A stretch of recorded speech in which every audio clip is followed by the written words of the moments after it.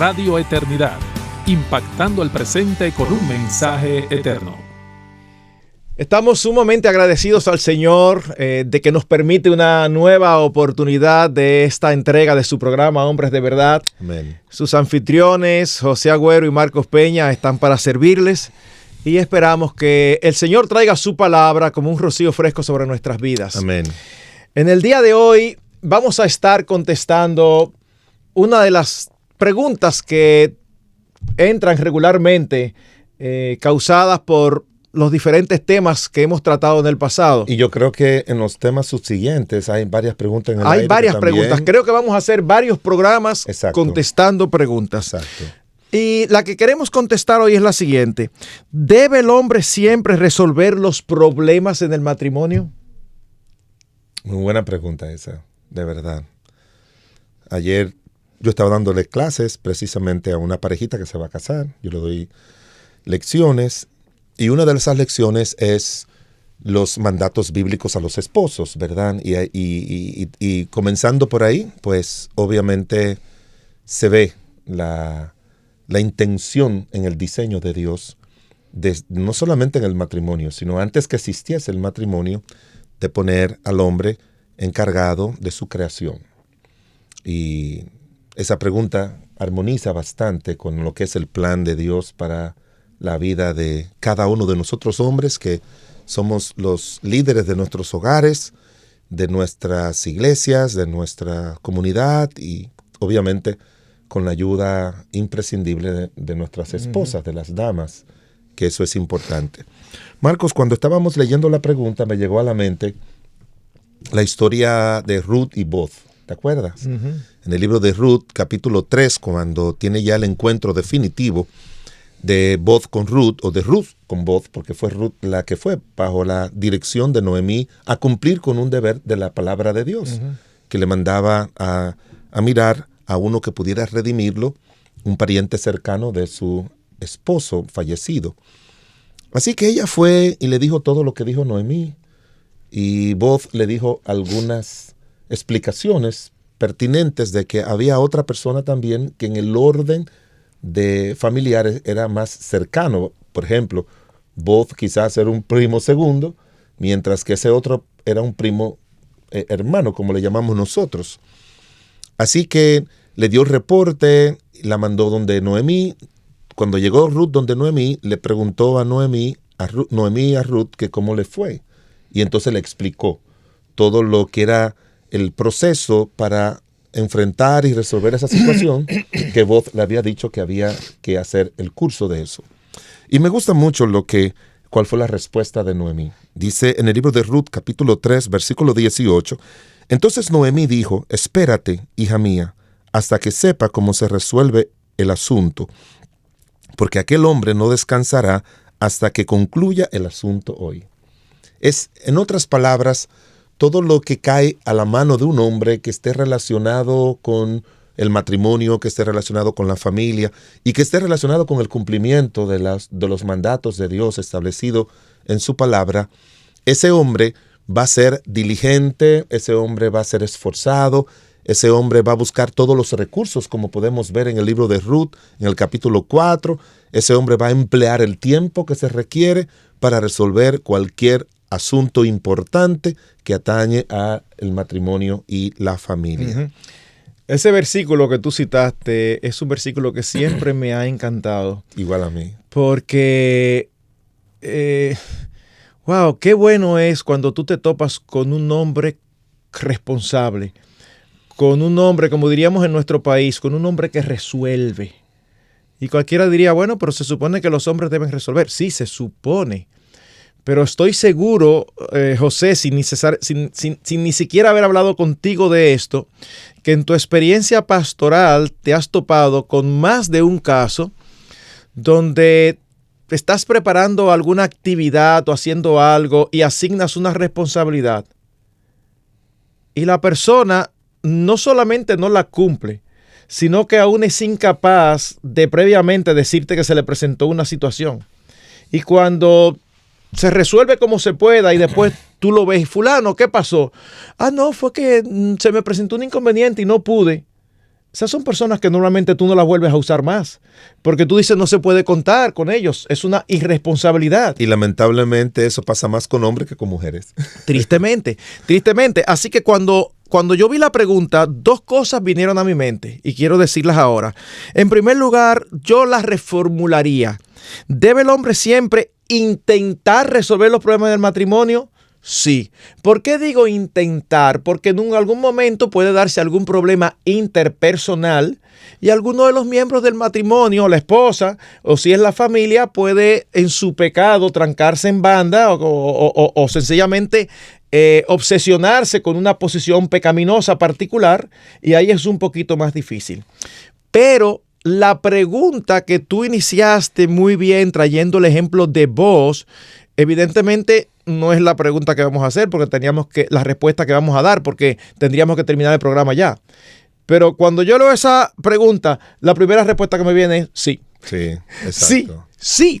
Porque fíjense lo que pasa, mis queridos hermanos y amigos. Los que están familiarizados con la Escritura, que son creyentes,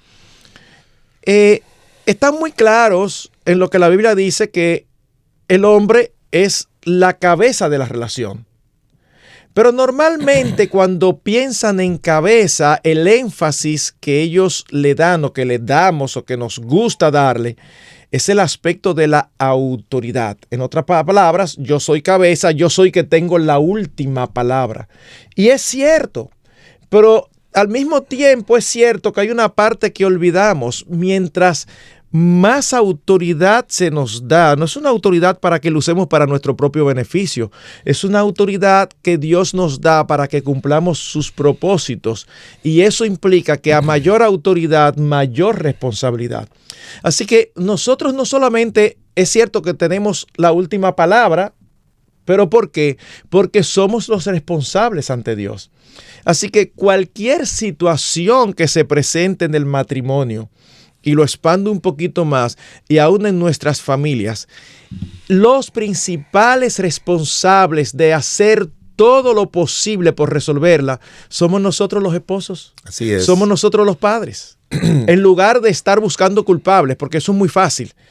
Tomamos el mismo papel de Adán, la mujer que me diste. En otras palabras, no fui yo, yo no tengo toda la culpa. Es más, señora, hasta tú la tienes porque me diste una mujer que me llevó a pecar. Es una barbaridad. Pero eso, después de la caída, permanece hasta el día de hoy. Siempre queremos buscar culpables. La culpable es mi esposa, los culpables son los hijos, los culpables son los amigos, los hermanos, los familiares. Las circunstancias.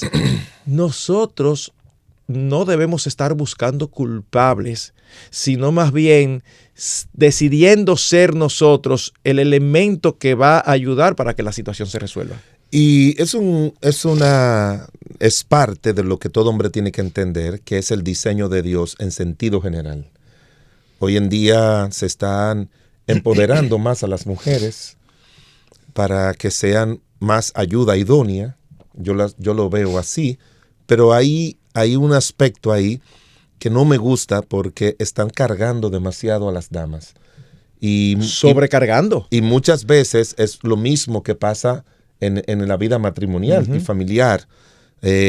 Hombres que rehuyen entender que todas las funciones que se hacen en el hogar, incluyendo las hogareñas, son responsabilidades de nosotros. Y por acuerdos de sociedad, la hemos delegado algunas de ellas a nuestras esposas. Normalmente cocinar, lavar, hacer todas las tareas domésticas siempre es dedicado a una esposa. Pero cuando la esposa está también haciendo las obligaciones laborales que nos corresponderían a nosotros, entonces nosotros deberíamos también ayudarlas a ellas, claro, en todo lo que son las labores propias, no de la mujer, sino propia del matrimonio y de la familia. Porque cocinar no es una atribución exclusiva de la mujer. Es una atribución propia de la familia, de los líderes de la familia, que son los padres. En los casos donde papá sea el que provea los alimentos y mamá no tenga que trabajar para proveer los alimentos, se supone que ella sí puede encargarse de los asuntos del hogar. Yo le enseño a los que se van a casar cuando ambos trabajan, que si los dos son hombres fuera de la casa, los dos tienen que ser mujeres dentro de la casa, para que se ayuden, ¿verdad? Mutuamente.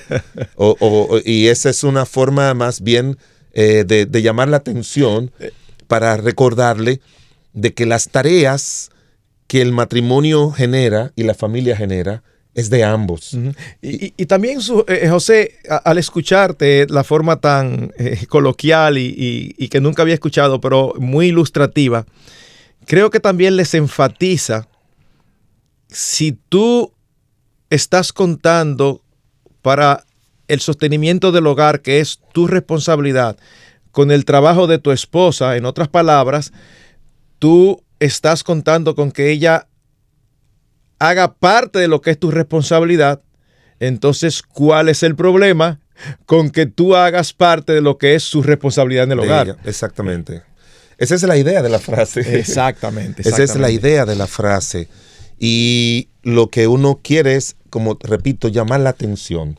Pero volviendo al tema original, yo creo que el hombre como cabeza, como la persona que Dios le ha dado la autoridad para eso, él es el que tiene que analizar junto con cualquiera de los miembros del hogar las situaciones que hay que resolver. Apareció una situación X en cualquier área, él entiende que puede llamar a la esposa, consultar con ella y ver si ella lo puede resolver o lo tiene que resolver él. O también si hay algo que atañe a los hijos, entonces él tiene que convocar a los hijos y ver de qué manera cualquier hijo puede cooperar o la decisión que él toma para que esa situación se resuelva.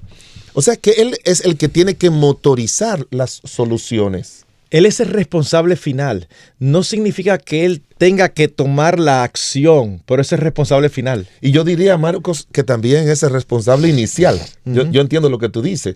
El inicial en el sentido de que yo he oído mucho en retiros de matrimonios o en conferencias de matrimonio de la esposa que hace todo lo posible para mantener su casita bonita y compra un cuadro, una pintura. Y ella ha hecho sus ahorros, ella ha buscado la manera de poder tener ese cuadro en su casa para ponerlo sobre la pared, pero ella carece de las habilidades para tomar un clavo y un martillo o un taladro. Así que le dice, mi amor, mira el cuadro que compré, ¿te gustó? Sí, mi amor, me gustó, está lindo. ¿Y dónde tú lo vas a poner? Mira, yo lo voy a poner ahí.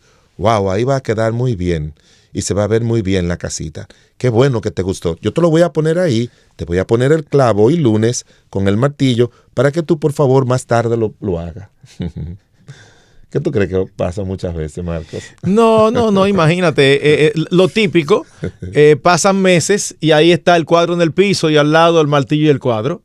El martillo y el clavo. Ese es el problema. Eso es típico. Fíjate, nosotros no habíamos hablado de esto antes del programa, que conste. No. Sin embargo, es un ejemplo que él da, que es el ejemplo típico. Clásico. Es que procrastinamos, posponemos demasiado las labores que a veces en nuestro hogar, en nuestra cabeza, son como labores propias del hogar. Y entonces, provocamos en nuestras esposas sentimientos de molestia con razón. Yo estaba tratando recientemente a una dama que tiene muchos problemas, déjame ver si puedo explicar ese término, psicosomáticos, ¿verdad? Cuando personas comienzan a tener dolores y situaciones en su cuerpo que los médicos revisan y no encuentran una causa orgánica posible, entonces ya el médico le dijo, tú necesitas una cita con la psiquiatra para que pueda verificar qué es lo que te está causando. Y efectivamente la psiquiatra la miró, la medicó y los dolores comenzaron a desaparecer. Y la psiquiatra no le medicó con respecto a dolores, le medicó más bien con respecto a su mente, que estaba llena de ansiedad, de depresión y muchas otras cosas más.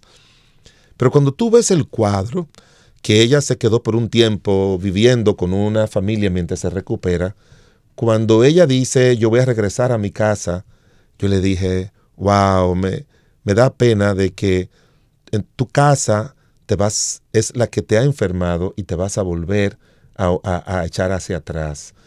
Y cuando tú miras en detalle las situaciones, es que hay un marido que no se atreve a poner su autoridad para resolver situaciones con los hijos que están fuera de control. Muy fuera de control. Sumamente fuera de control. Y la mujer, tú sabes que tiene un aspecto sentimental, que mi pobre hijo, que mi hija, que mis nietos, que aquello. Y si el hombre no toma una decisión, muchas veces, después de hablar con ella, y que la mujer interpone sus sentimientos a la solución valiente de su marido, entonces él va a tener que tomar una decisión unilateral, que no siempre la aconsejamos nosotros. Siempre queremos, como dice en Amós 3:3, que andarán dos juntos si no se ponen de acuerdo, pero hay unos aspectos ahí así. Así que yo estoy mirando a esta señora que tiene un trabajo muy demandante, que es la mayor aportadora económica de la casa, pero también tiene todas esas situaciones con hijos ya grandes que han tomado cursos malos en su vida, y hay un hombre que dice, mira, y así dijo en una ocasión, mira lo que hace esta con esto y esta y este con esto, y yo no puedo hacer nada. ¿Cómo es que un hombre va a decir, yo no puedo hacer nada? ¿Cómo va a ser que no pueda? Entonces sí es cierto que nosotros estamos para ser los iniciadores de la resolución de problemas y tener, como dijo Marcos, también la solución final. Yo le digo a las parejas en las clases matrimoniales, uno tiene que ser un experto en solución, no un experto en complicación.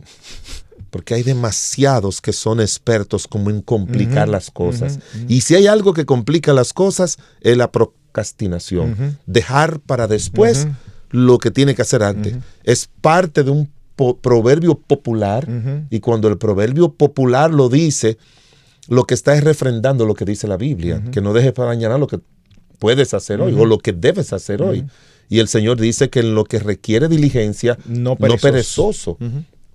Y el libro de Proverbios habla mucho del hombre diligente que va a enriquecer, mientras que el hombre que es negligente va a empobrecer su vida espiritual, su vida económica, su vida familiar, su vida matrimonial, en todos los aspectos. De manera que tiene que haber una iniciativa siempre de ponernos en nuestras mentes que todo hay que solucionarlo.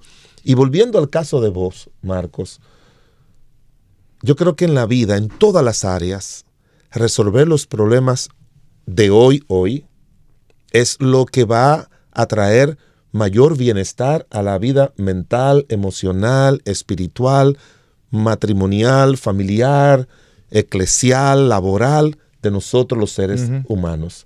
El tomar esa decisión de hoy, Hay algo que tú dijiste, José, que quiero darle un poquito más enfocarlo un poquito más de cerca. Cuando un hombre en una circunstancia determinada, y es el ejemplo real que tú mencionas, dice, mira, yo veo que esto y esto está mal y yo no puedo hacer nada. Pero eso lo vamos a tratar después de la pausa. Quédense con nosotros. Amén. Te motivamos a apoyar la obra que Dios está haciendo por medio de Radio Eternidad. Puedes hacerlo depositando tu ofrenda por cualquiera de estos medios, desde cualquier parte del mundo, vía PayPal con tu tarjeta de crédito o débito a través de nuestra página web. Y si vives en República Dominicana, puedes hacer tu depósito a nuestra cuenta corriente del Banco Popular, 8226-66061. Que Dios te bendiga.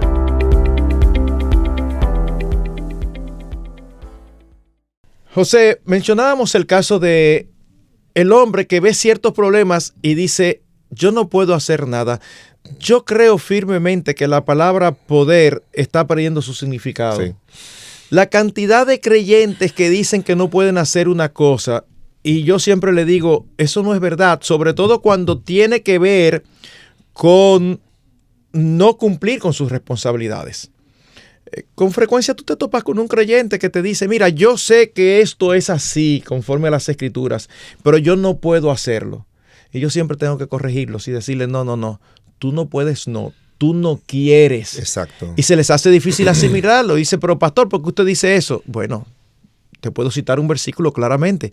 1 Corintios 10:13 dice que no nos ha sobrevenido ninguna tentación que no sea humana, pero fiel es Dios que no os dejará ser tentados más de lo que podéis resistir, sino que dará también juntamente con la tentación la salida para que podáis soportar.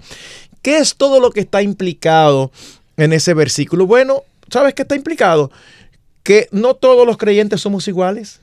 No todos los creyentes tenemos la misma madurez y no todos podemos lidiar de igual manera con las situaciones particulares. Pero lo glorioso de ese texto es que Dios promete que Él no va a permitir. Él sabe cuál es el límite tuyo, cuál es el límite mío. Y en ese versículo Dios promete que Él no va a permitir en nuestras vidas ninguna circunstancia que sea más allá de lo que es nuestra capacidad. Eso es ahí. Entonces, cuando alguien me dice, yo no puedo, yo le digo, es que si yo te acepto que no puedo, entonces no estoy aceptando lo que Dios dice. O tú estás errado o Dios está errado. Y evidentemente tú sabes a quién yo le voy a creer. Y tú sabes, así Marco, que no digas que no puedes, di que no quieres. Marco, si esa palabra, tentación, que es como la palabra clave, también en otros textos de la Biblia, esa palabra en el idioma griego se usa como prueba. Como prueba. Como prueba. Entonces nosotros podemos decir, tentación es un problema que hay que enfrentar y resolver. Una prueba es un problema que hay que enfrentar y resolver. Una situación familiar es algo que hay que enfrentar y resolver. Y que tiene dos elementos muy importantes que hacen más fácil que uno pueda resolver. ¿Cuáles son? Primero, el que tú presentaste. Dios nos los da de acuerdo a nuestros límites y capacidades. En segundo lugar, tenemos la salida de Dios. O sea, aquí está Dios controlando que lo que llegue a tu vida sea justamente lo que Él sabe que tú puedes manejar. Y aquí abajo está que Dios te va a proveer la salida. Entonces, no hay que tenerle miedo a salirle huyendo a ningún problema, como yo creo. Yo creo firmemente que todos los problemas hay que enfrentarlo confiando en que Dios permitió que llegara a tu vida. Exactamente. Y confiando también que si le pedimos a Él, Él nos va a dar la solución a ese problema, nos va a dar la salida, nos va a iluminar nuestro entendimiento para que nosotros podamos hacer la salida. Así mismo, nosotros hemos dicho, creo que muchas veces desde este programa, que creemos firmemente que estamos viviendo en una época donde hay una seria crisis de masculinidad. Muy seria. Pero seria de verdad que, José, yo supongo que te pasa lo mismo, que a veces yo me siento hasta con cierta frustración. Porque uno recibe en la oficina matrimonios con dificultades. Y la verdad que yo no te puedo decir que mi experiencia es, y estoy seguro que tampoco es la tuya, que de todos los casos que tú recibes, 50% el mayor responsable es la mujer, 50% el mayor responsable es el hombre. La verdad es que yo pienso en 10 casos con problemas matrimoniales y posiblemente de esos 10, 8, el principal problema es el hombre. Pero no solamente eso, José, sino que es algo que también he estado viendo en mis últimos años. Hombres casados con mujeres con un carácter fuerte, que dicho sea de paso, no son un caso raro. No. Yo me sonrío porque una vez alguien dijo, mi esposa tiene un carácter fuerte, y otro hermano que estaba ahí le respondió, ¿y tú conoces alguna que no lo tenga? Las hay, pero son las menos. Sí, no. Tienen su carácter como tú tienes tu carácter, como yo tengo el mío. Pero ¿qué pasa? Pero a mí Dios no nos dio mujeres con carácter fuerte. No. Ahora. No, exacto. Ahora. Ahora, gracias al Señor. Pero, ¿qué pasa? Que he visto con mucha frecuencia que ellos abdican de asumir el liderazgo de la relación y la culpan a ella por no permitirle asumir el liderazgo. No, lo que pasa es que si hay un vacío de liderazgo. Hay un vacío de liderazgo. Y si tú lo dejas, ella lo van a asumir. Lo que pasa es que a veces es más fácil dejarla que lo asuman, porque eso implica también asumir ciertas responsabilidades. Y es impresionante que el hombre de hoy hay ciertas responsabilidades que no quieren asumir. ¿Por qué digo ciertas? Porque a veces no son necesariamente responsabilidades laborales lo que no quieren asumir. A veces son muy trabajadores y todo. Son muy trabajadores. Pero son responsabilidades en el hogar de decirle a ella, no, mi amor, así no, tal cosa. Mi reina, no lo vamos a hacer así. No, pero que esto. No, después hablamos de eso. Ya hemos hablado. No me convences. Lo vamos a hacer así. Pero no, entonces empiezan a permitir que las esposas tracen la pauta.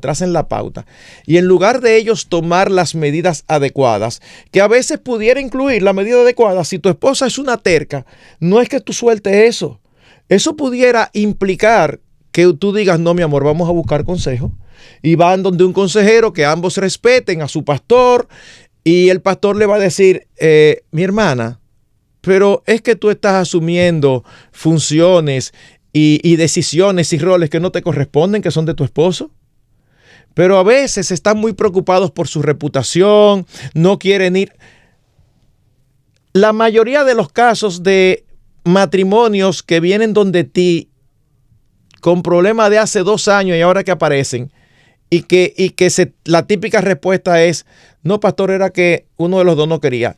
El alto porcentaje de los que no quieren, ¿quiénes son? Los hombres. Las esposas están dispuestas generalmente. Dicen que el 88% de las veces que una pareja va a consejería es por iniciativa de la mujer. Entonces, eso, vuelve y repítelo, escuchen esto, porque ustedes escuchan eso y posiblemente no se dan cuenta que muy probablemente ustedes pertenezcan a ese 88%. Vuelve y repítelo, por favor. El 88% de las veces que una pareja acude a consejería es por iniciativa de la mujer. Iniciativa e insistencia. Eso es, ¿sabe qué? No se me ocurre otra palabra, José. Eso es vergonzoso. Eso es vergonzoso, porque eso nos dice la crisis de masculinidad que estamos teniendo. Porque somos responsables, mis hermanos, somos responsables. Oye la teoría, Marcos.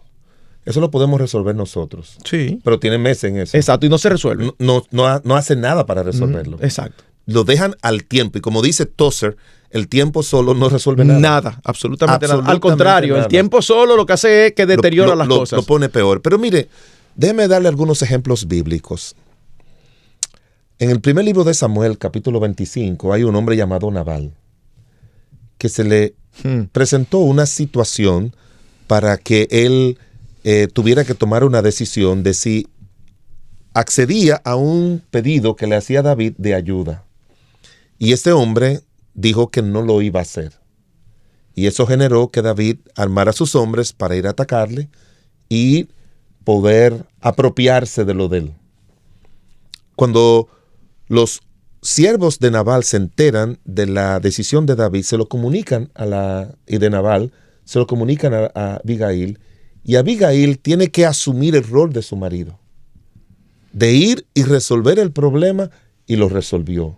Porque Marcos, en muchas áreas de la vida, donde se requiere como sabiduría, muchas veces mujeres tienen más sabiduría para resolver cierto tipo de problema que hombre. Nabal lo pudo haber hecho mejor que Abigail, 1000 veces mejor. ¿Por qué? Porque él tenía todos los recursos. De hecho, cuando Abigail viene para darle la noticia, no puede darle la noticia porque su marido había convocado a sus amigos. Lo encuentra borracho. Había hecho un banquete en el que tal vez Marco había invertido más en ese banquete que lo que podía haberle mandado a David y poniendo su vida en peligro. Así es. Porque yo he oído comentarios de lo que se gasta en una fiesta. Yendo tú con tu esposo, con tu mujer o con cualquier otra persona. Imagínate cuando tú le dices a todo el mundo, yo voy a brindar. Uh-huh. Ya, ahora es igual que aquella época. Se gastaba un dineral, por decirlo así.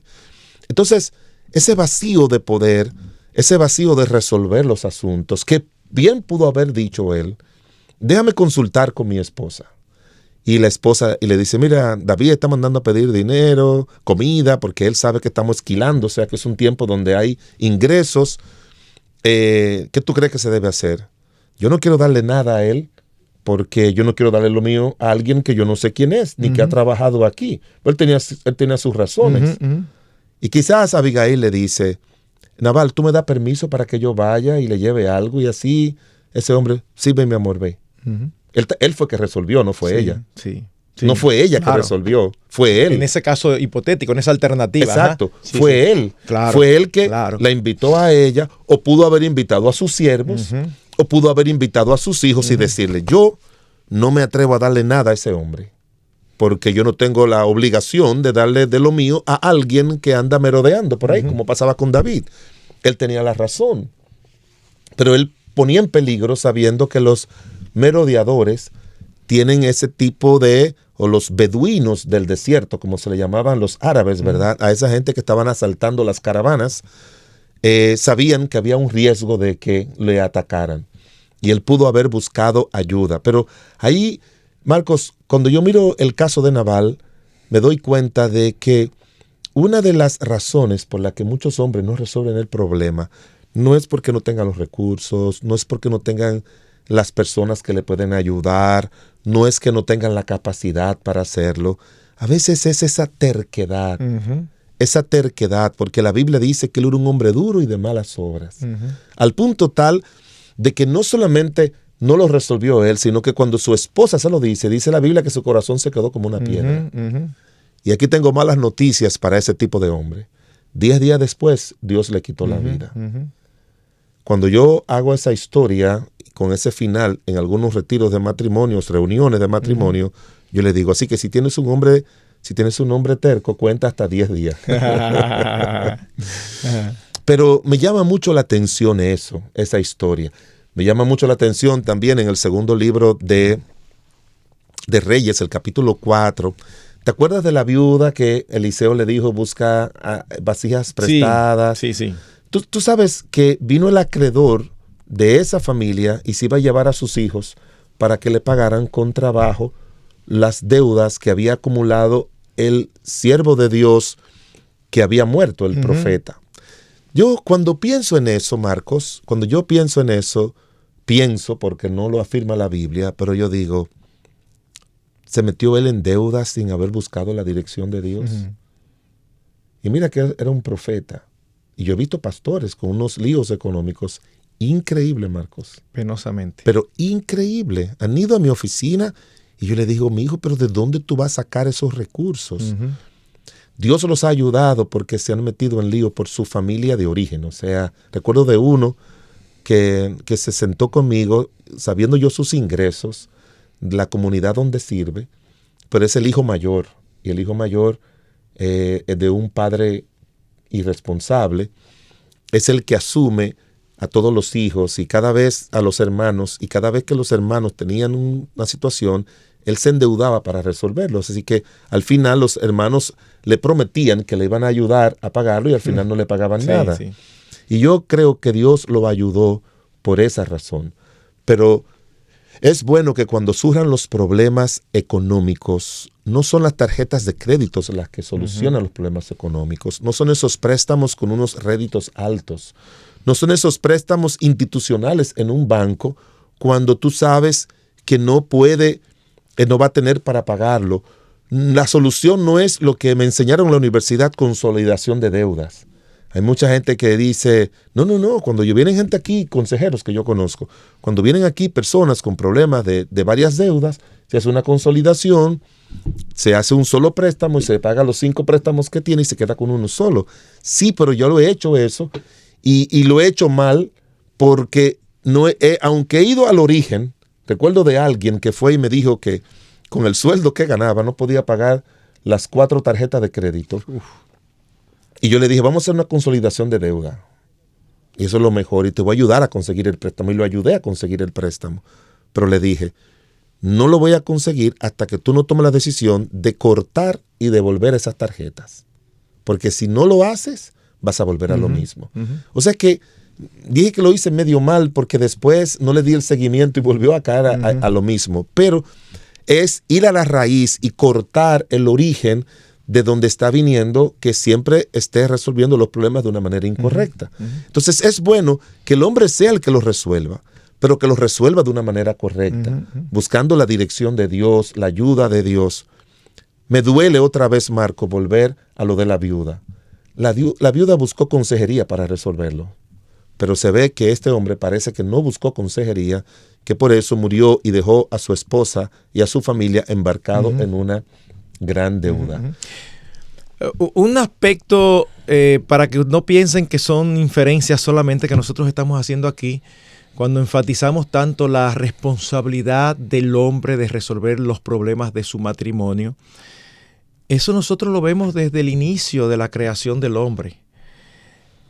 Adán no tomó la iniciativa de pecar contra Dios comiendo del árbol que Dios le había dicho claramente que no comiera.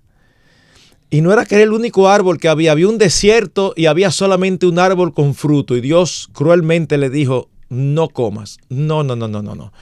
Dios los colocó a ellos en un lugar lleno de provisión, lleno de árboles hermosos, lleno de frutos. Y uno de manera particular le dijo, de ese no puedes comer. Quien inició todo no fue el esposo, fue la esposa, fue Eva. Sin embargo, nosotros vemos cómo cuando Dios aparece, le reclama a Adán.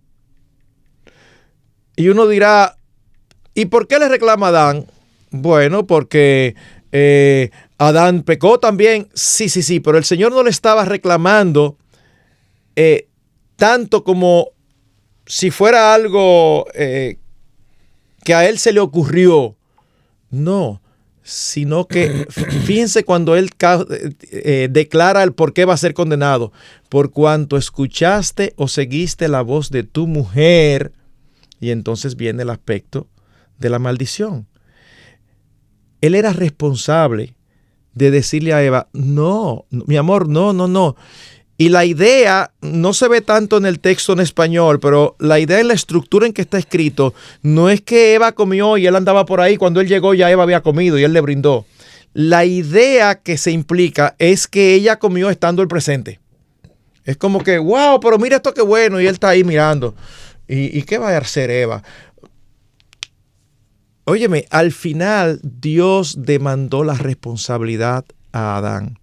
Cuando Dios aparece, no le dice, ¿qué fue lo que ustedes hicieron? Eso no llama la atención. ¿Por qué fueron los dos? Dios le dice, Adán, ¿y qué tú hiciste? Y yo me imagino a Adán queriendo decirle, Señor, perdóname, ¿qué yo hice? No, ¿qué hicimos? No, el Señor dijo, no, es que yo no te estoy preguntando. Entonces eso significa que Eva era inocente. No significa que era inocente, porque cuando nosotros vemos las consecuencias de la caída, hay también consecuencias para ella. Pero si perdemos este punto, perdemos la respuesta del todo. Marcos, el responsable de la relación matrimonial y por lo tanto todo lo que pase ahí adentro es el esposo, es el hombre. Marcos, y antes de finalizar, hemos enfatizado mucho el asunto de resolver los problemas matrimoniales o que se dan dentro de la relación matrimonial, pero también tenemos que recordar que el hombre es responsable de los problemas familiares. Por ejemplo, dos cosas quiero enfatizar rápidamente. Si un hombre actúa y enfrenta todo de acuerdo a la palabra de Dios, va a tener que resolver menos problemas. Si él guía su vida, si él guía sus decisiones, si él guía su matrimonio, si él guía su familia de acuerdo a los principios de la palabra de Dios, eso le va a evitar una cantidad inmensa de problemas, inmensas.